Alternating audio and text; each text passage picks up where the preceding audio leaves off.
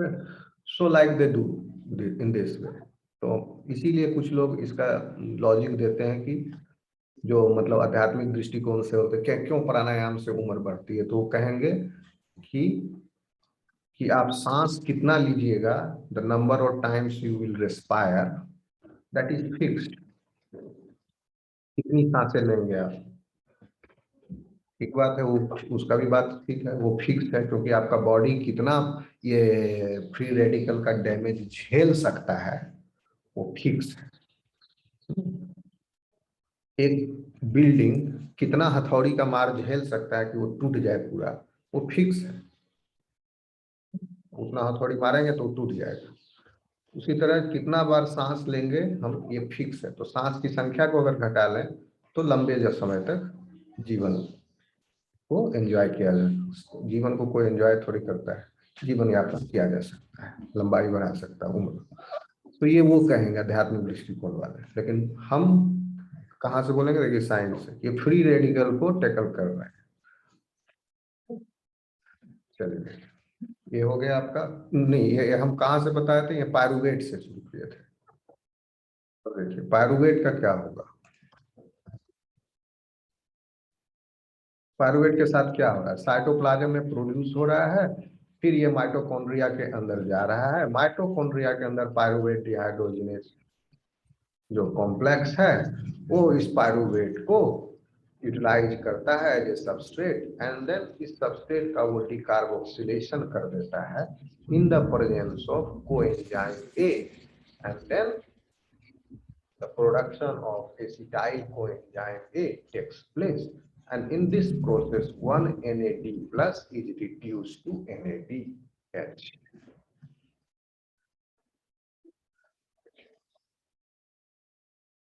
CO2 निकला।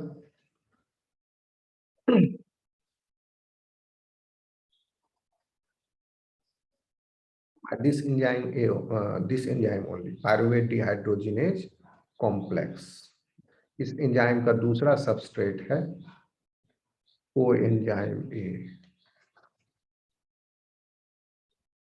पहला substrate है पायरुवेट, दूसरा सबस्ट्रेट है कोएंजाइम ए। कोएंजाइम ए लिया, पायरुवेट से एक CO2 निकाला, पायरुवेट का एसिटाइल ग्रुप बच गया, एसाइल ग्रुप का, that acetyl group will be transferred, will be combined with, will be associated covalently linked with coenzyme A. क्यों? क्योंकि आगे चल के इस एसिटाइल ग्रुप का ट्रांसफर होने वाला है to the oxaloacetate in the Krebs cycle, इसलिए इसको, इस एसाइल ग्रुप को कोएंजाइम ए के साथ एसोसिएट कराना जरूरी है। तो ये प्रक्रिया हो रही है माइटोकॉन्ड्रियल मैट्रिक्स में। फिर कोएंजाइम ए लिया, पायरुवेट डिकार्बोक्सिलेशन जब होगा तो यहाँ पर चूंकि ये ऑक्सीडेशन का बड़ा स्टेप है, तो बहुत ज्यादा एनर्जी यहाँ पर आपने कंज्यूम कर लिया, बहुत ज्यादा एनर्जी हार्वेस्ट हो गया पायरुवेट से, एक कार्बन निकल जाने की वजह से। लेकिन एक्चुअली में तो एनर्जी यूटिलाइज हुआ नहीं, पूरा का पूरा एक्सोथर्मिक रिएक्शन बन जाता, और जो भी लार्ज डिफरेंस जो है वो एज ए हीट के रूप में निकलता, तो बहुत गर्म हो जाता है ये।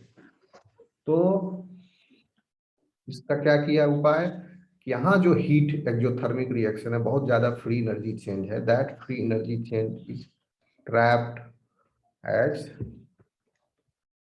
आपका रिडक्शन हुआ NAD प्लस का, उसको रिड्यूस कर लिया उसके बदले,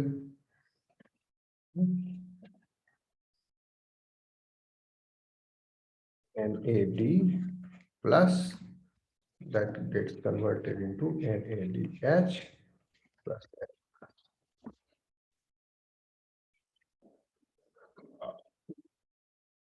So here you are seeing that there is a gain of this one, ये बहुत ज्यादा चेंज हुआ इस रिएक्शन में, पूरा कार्बन हट गया और ये सारा, तो क्या गेन हुआ, एक NADH प्लस गेन हुआ, डिकार्बोक्सिलेशन बन हो गया कोएंजाइम ए, और जो प्रोडक्ट है हमारा, दैट प्रोडक्ट इज एसिटाइल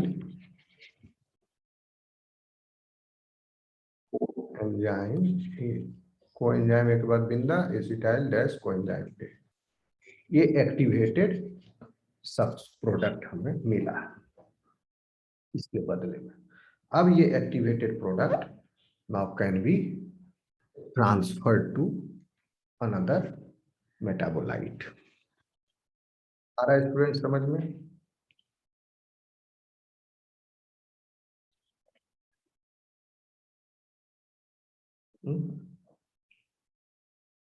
नहीं आ रहा क्या?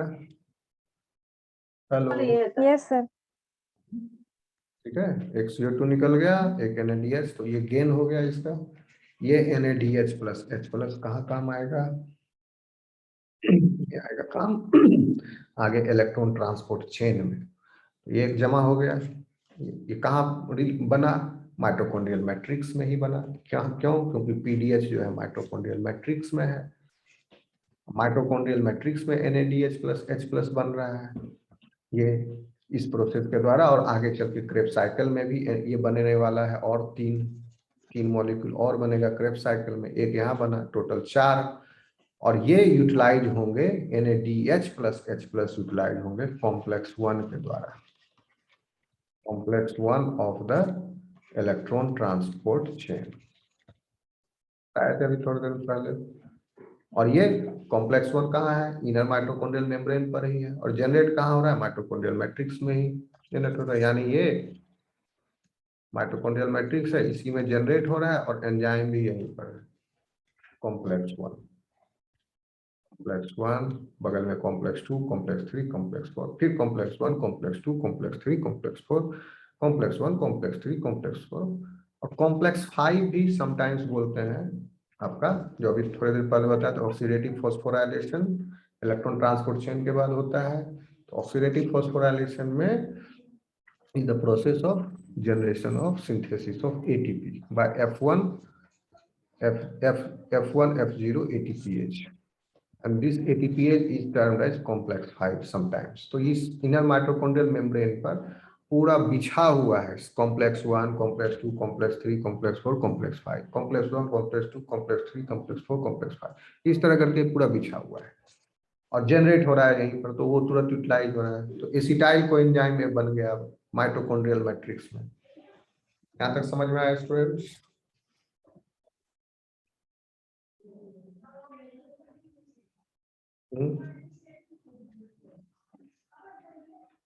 Yes sir.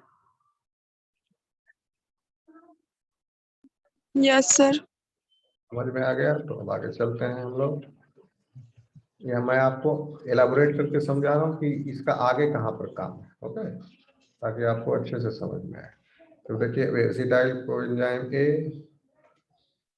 इतना अच्छा से बायोकेमिस्ट्री शायद ही आपको मतलब मिल जाएगा, लेकिन हमको नहीं लगता यहाँ कहीं कोई मिलेगा, ठीक है। तो acetyl coenzyme A, now it will enter the Krebs cycle. अब ये क्रेब्स साइकिल में इसकी एंट्री होगी, और यहाँ पर 2 कार्बन लेके चला, ये कहाँ से ये 2 कार्बन आए? ग्लूकोज से, समझे? तो देखिए अब यहाँ पर एक चीज आपको और बताना जरूरी है कि एसिटाइल को एंजाइम ए, ये चौराहा हो गया एक तरह से। यह एसिटाइल को एंजाइम ए बनने के और भी स्रोत हैं, सिर्फ ये पायरुवेट से ही एसिटाइल को एंजाइम ए नहीं बन सकता है। आप सिंपली देखिए यहाँ 2 कार्बन है, CH3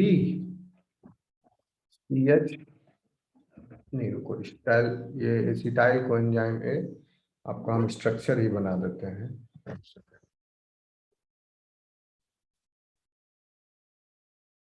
सीधा स्ट्रक्चर, पायरुवेट का स्ट्रक्चर दिखा दिए थे, कंपैरिजन करने के लिए आप देख लीजिए, तुरंत बना देता हूं यहाँ। दिस इज पायरुवेट,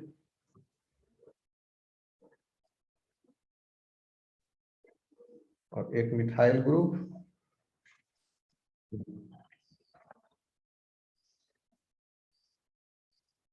ये हो गया पायरुवेट, ठीक है।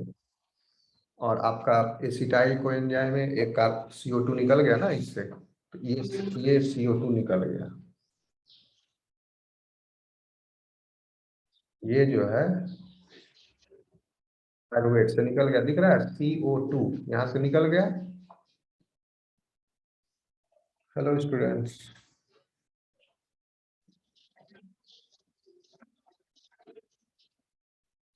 Hello. Yes sir. Yes sir. CO2 निकल गया, डिकार्बोक्सिलेशन हुआ पायरुवेट का। अब बचा ये acetyl group, this is the acetyl group, 2 carbon का। तो देखिए यही है आपका एसिटाइल कोएंजाइम ए, तो अलग कर लीजिए। This carbon and the sulfur atom present in the acetyl coenzyme A is in the ester linkage with it, इसको बोला है थायोस्टर। ऑक्सीजन का एस्टर ऐसा है, सल्फर का एस्टर ऐसा है, इसको थायोस्टर बोलते हैं। तो देखिए थायोस्टर है गैस सल्फर, और देन कोएंजाइम का एक बड़ा कार्बन स्केलेटन, उसमें रिंग वुंग है कोरबाइन। तो दिस इज कोएंजाइम है। कोएंजाइम इज बिग मॉलिक्यूल, मतलब नॉट दैट मच बिग, ये चेन है फिर इसका। तो ये देखिए आप, आपका एसिटाइल ग्रुप जो ये कार्बोक्सिलेशन हो गया, CO2 बन के अलग हो गया, ये CH, ये ग्रुप जो है दिस वन एसिटाइल कोएंजाइम ए। अब देखिए एसिटाइल कोएंजाइम ए सिर्फ यहीं से नहीं आएगा, पायरुवेट से भी आ सकता है, आएगा।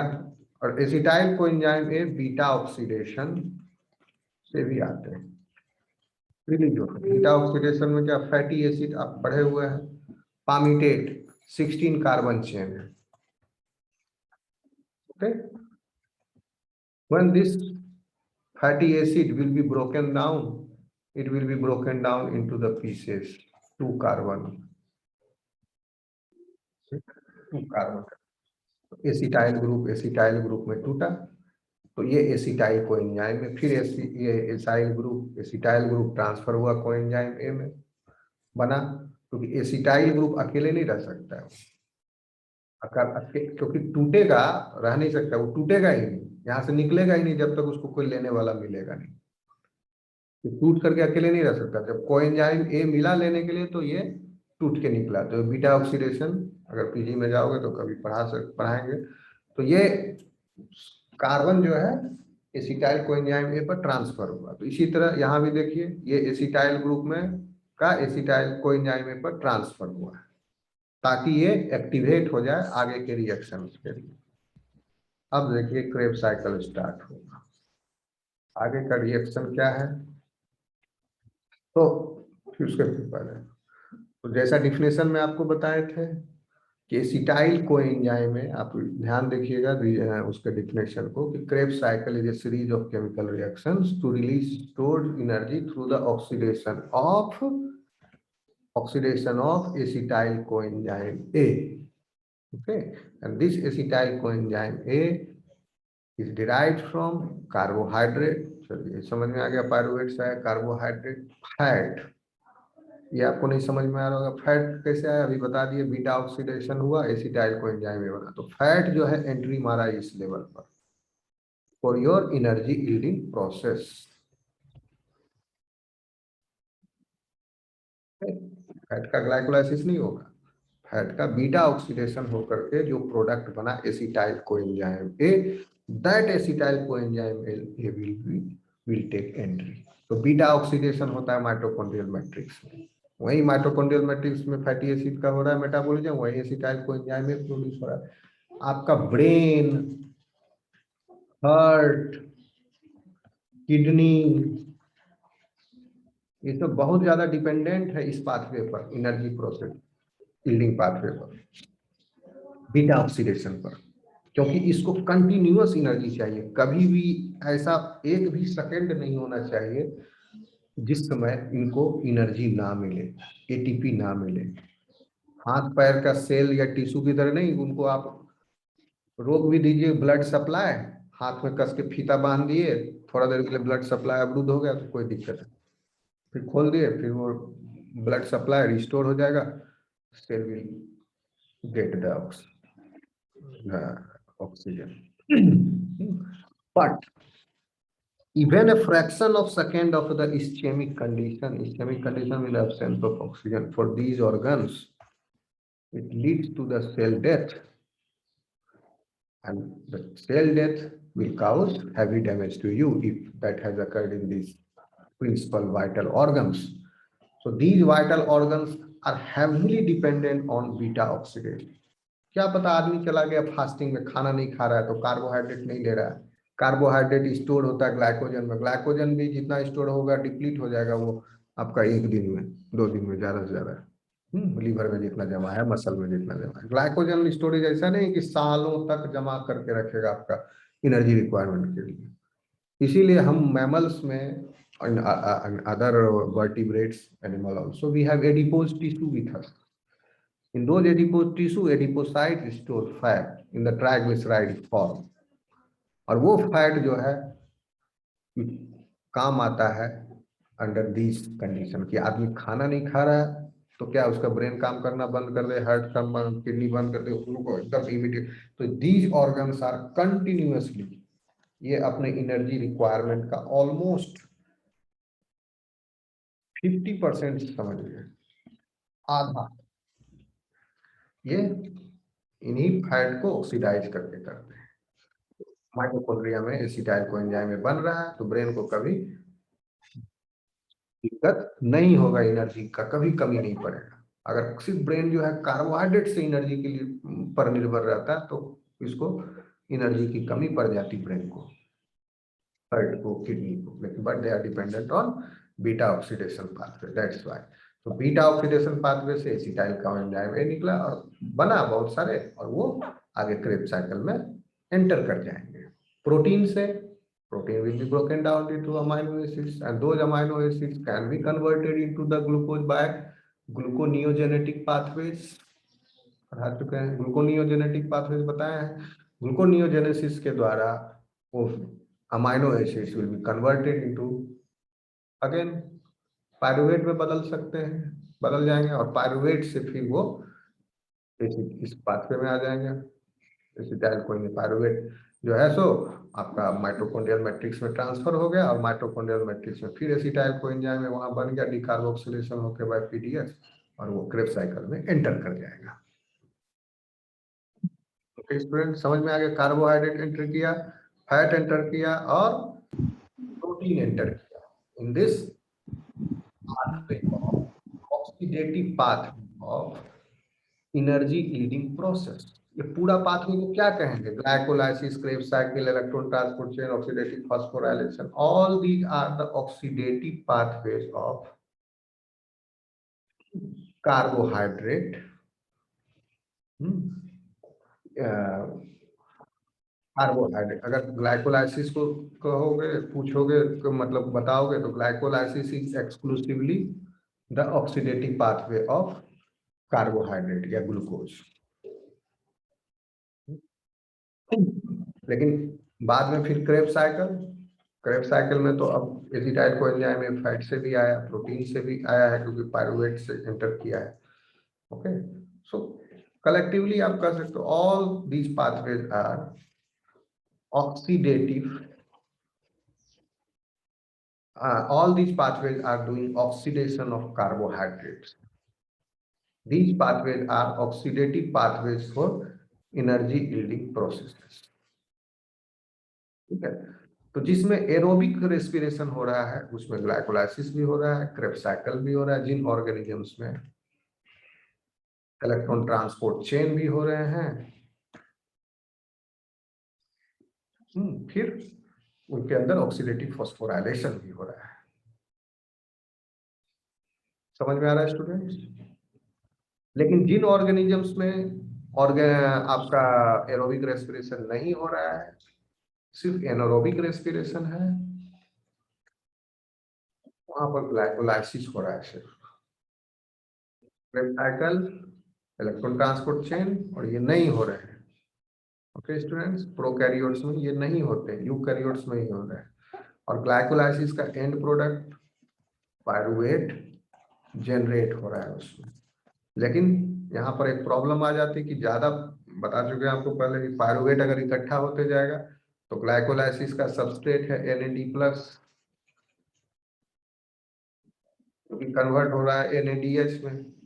अच्छा चीज है कि NADH हमारे काम का चीज है, लेकिन NADH बनने के लिए NAD+ चाहिए, और ग्लाइकोलाइसिस कंटिन्यूअस चलते रहेगा तो NAD+ सेल में खत्म हो जाएगा और NADH ही बदल जाएंगे सारे NAD+ NADH में, तो क्या होगा, ग्लाइकोलाइसिस रुक जाएगा। इसीलिए pyruvate is converted into lactate और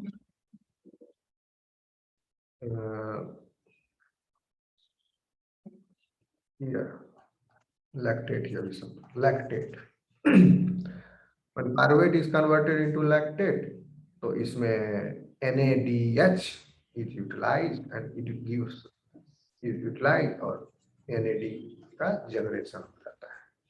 तो NAD+ generated in this pathway will be utilized by the glycolysis. So if lactate dehydrogenase is not present in the cell, glycolysis will stop. So this enzyme is required so that the availability of NAD+ in the cell remains there.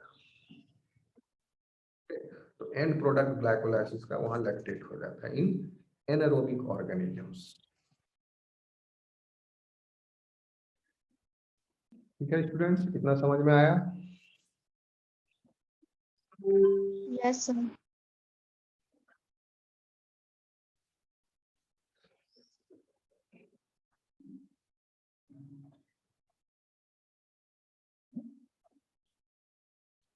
अब हम start करेंगे अब Krebs cycle. अगर इतना समझ गए आप तो क्रेब्स साइकिल के पहले का कहानी हो गया।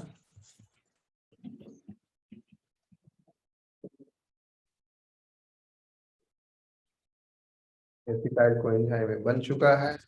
एसिटाइल कोएंजाइम में कार्बोहाइड्रेट से भी आ सकता है, प्रोटीन से भी आ सकता है, फैट से भी आ सकता है, चौराहा है एक तरह से। ये सबस्ट्रेट बनना है एसिटाइल कोएंजाइम ए।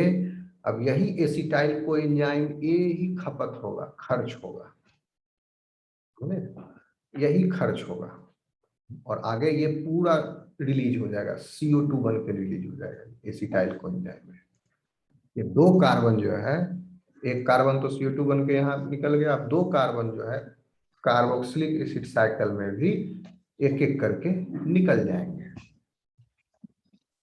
ओके, अब मैं बनाऊं कार्बोक्सिलिक साइकिल। स्टूडेंट इतना क्लियर है आपको?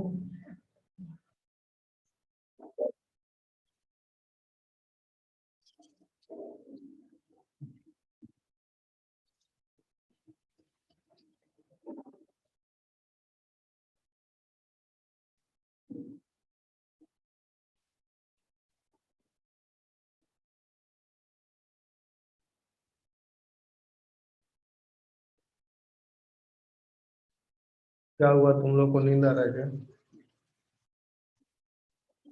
No, sir. हाँ sir.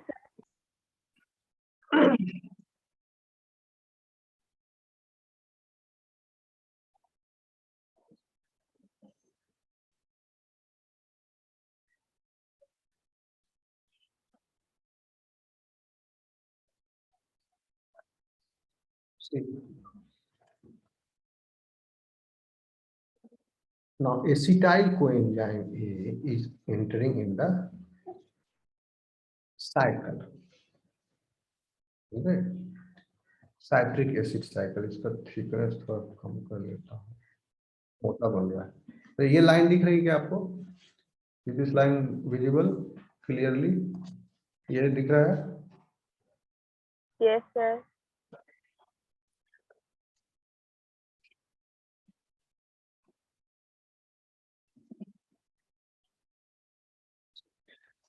First reaction is catalyzed by citrate synthase enzyme. In this, first of all, enzyme का नाम याद रख लो तो सोने पर सुहागा, बहुत अच्छी बात है, एग्जाम में लिख दोगे तो will get full in full. Oxido reductase, sorry ऑक्जेलो reductase नहीं, रिडक्टेज नहीं, छोटी सी बात में कंफ्यूज कर जा रहा हूँ, जंबल हो जा रहा है। हाँ, ऑक्जेलो एसीटेट, ऑक्जेलो एसीटेट,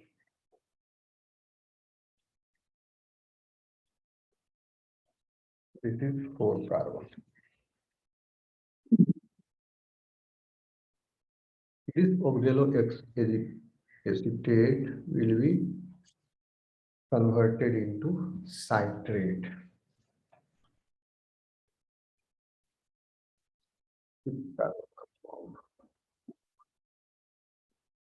By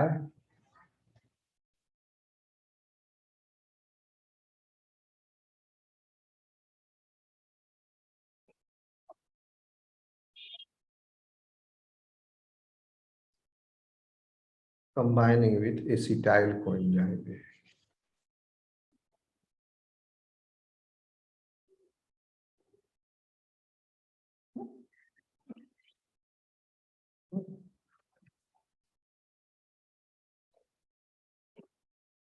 इस प्रक्रिया में CO2 तो पहले निकल गया, कुछ रिलीज नहीं हुआ, सिंपल है। एंजाइम का नाम बाद में लिख देंगे या यह भी लिखते चलो, इम्पोर्टेंट है। पहला एंजाइम जो है साइट्रेट सिंथेज, सिंथेज, साइट्रेट का सिंथेसिस कर रहा है, साइट्रेट सिंथेज।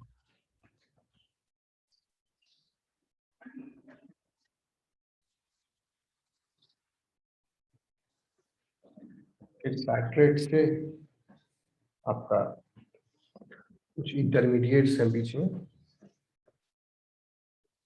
इंटरमीडिएट्स उनको ना याद रख के आप डायरेक्ट, क्योंकि जो एंजाइम है वो पूरा एक ही काम कर रहा है, वो सारे इंटरमीडिएट्स को वही कन्वर्ट कर रहा है। एंजाइम नेम इज एकोनिटेज, तो सारे स्टेप्स को मैं एक ही स्टेप में कंबाइन कर दे रहा हूँ।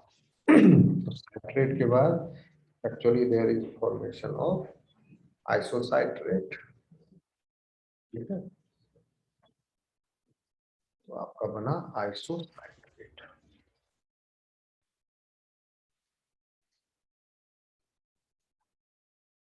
आइसोसाइट्रेट, ठीक है। This isocitrate is also 6 carbon compound, अभी भी 6 कार्बन चल रहा है। इसमें क्या हुआ, actually the enzyme is एकोनिटेज,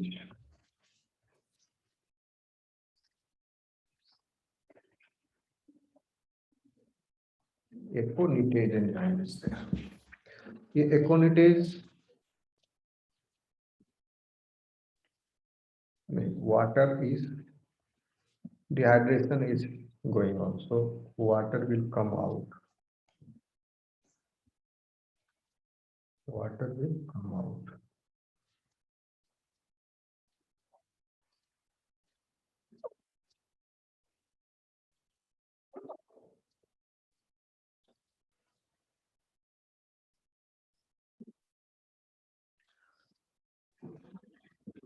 Water molecule has come out from the citrate, उसके बाद आइसोसाइट्रेट बन गया, रिएक्शन होके आइसोसाइट्रेट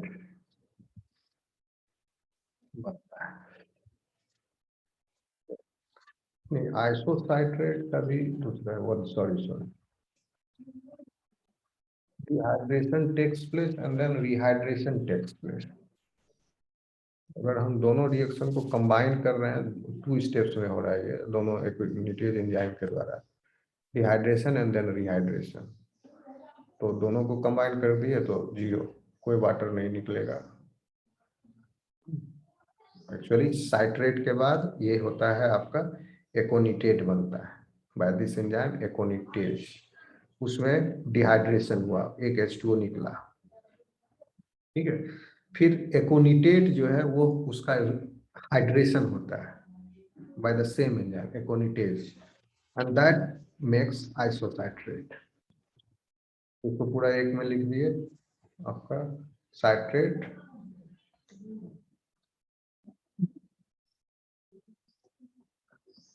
आइसोसाइट्रेट बन गया। आइसोसाइट्रेट बनने के बाद इसमें हालांकि इस प्रक्रिया में आपका हाइड्रेशन और डिहाइड्रेशन हुआ। इस प्रक्रिया को क्या कहेंगे? I am writing it with a different pen, different colour. This process will be called as oxaloacetate और एसिटाइल कोएंजाइम ए दोनों मिल करके साइट्रेट बनाया। तो इसको क्या कह रहे हैं? इसको कहेंगे कंडेंसेशन। यहाँ पर जो स्टेप हुआ number 1, this is condensation.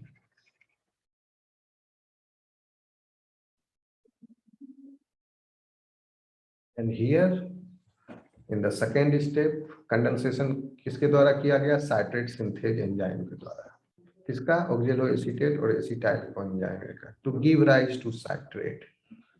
In the next step, this is a series of dehydration and then hydration step.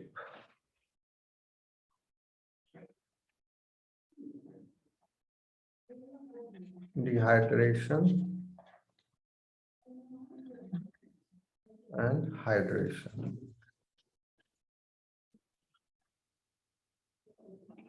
ठीक है, आ रहा है स्टूडेंट समझ में?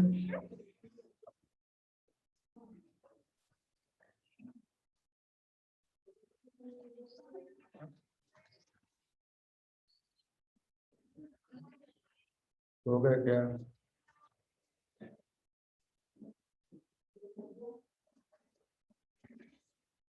No, sir. Isocitrate is converted into alpha ketoglutarate.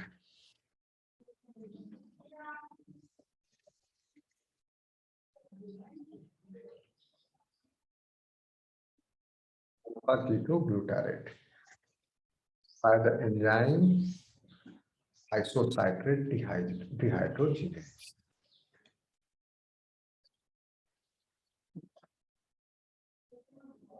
Enzyme का नाम है आइसोसाइट्रेट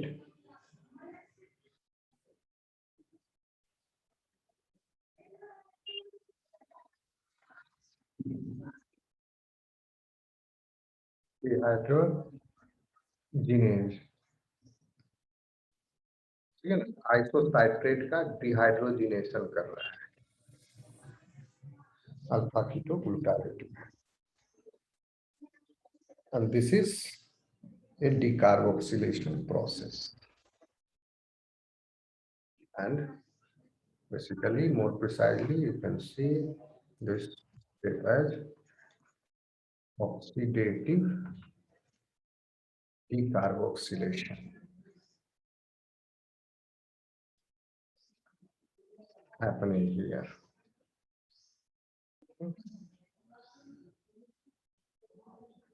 ओके, तो आप देख लीजिए as the name suggest oxidation है, डिकार्बोक्सिलेशन। ऑक्सीडेशन इसका हो रहा है यहाँ पर इस प्रक्रिया में आपके एक CO2 निकला, डिकार्बोक्सिलेशन हो रहा है, एक CO2 यहाँ निकल गया। ठीक है, ये CO2 किसका निकला? कहाँ से खत्म? एसिटाइल कोएंजाइम में 2 घुसा था, 4 में था, फिर 6 हो गया। अब ये दो में से 1 निकल गया, अब बचा 5। ओके, CO2 फिर यहाँ पर NADH, यहाँ भी ये हो रहा है ना आपका डिहाइड्रोजिनेशन। देखिए डिहाइड्रोजिनेज हो रहा है, डिहाइड्रोजिनेशन आइसोसाइट्रेट NADH, वहां पर ये रिड्यूसिंग एजेंट फॉर्म होगा NADH + H+। ठीक है, enzyme is isocitrate dehydrogenase. This is the one important step. एक इंपॉर्टेंट स्टेप जो पहले था पायरुवेट डिहाइड्रोजिनेज वाला, उसमें भी NADH + H+ बन रहा था, ओके, और एक CO2 निकल रहा था, वो भी ऑक्सीडेटिव डिकार्बोक्सिलेशन प्रोसीजर था जिसकी वजह से एसिटाइल कोएंजाइम में बना।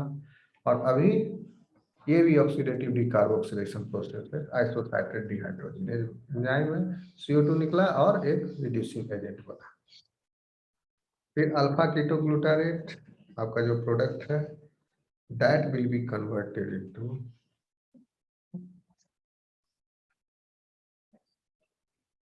in the next step आपका सक्सिनाइल कोएंजाइम A।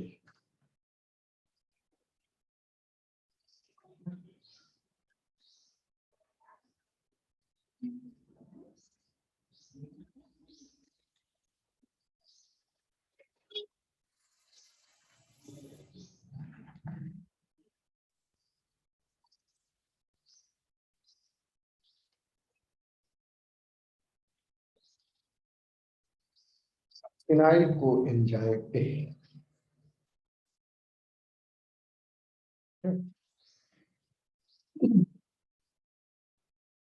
ये आपका हो गया process. This also is the same oxidative decarboxylation process, and in this process one CO2 and one NADH plus H plus is again released.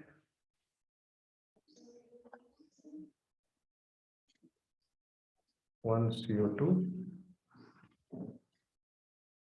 NADH plus H plus is released, लेकिन बदले में इसको हमको एक कोएंजाइम में देना पड़ा।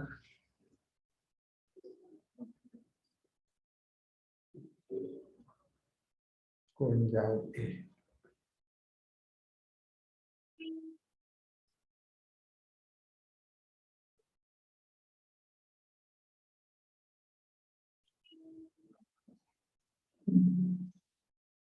आ रहा है स्टूडेंट समझ में? Yes, sir. Yes, sir.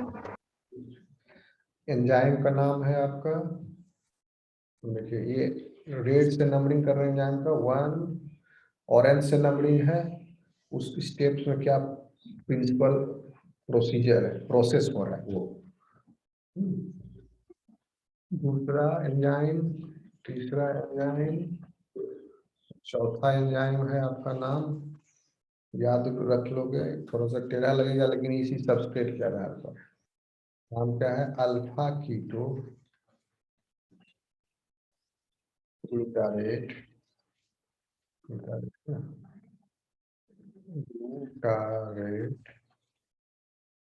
Dehydrogenase complex.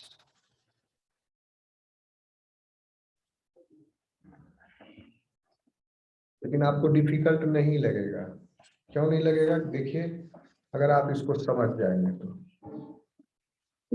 इस स्टेप में भी सेम प्रोसीजर हो रहा है, ऑक्सीडेटिव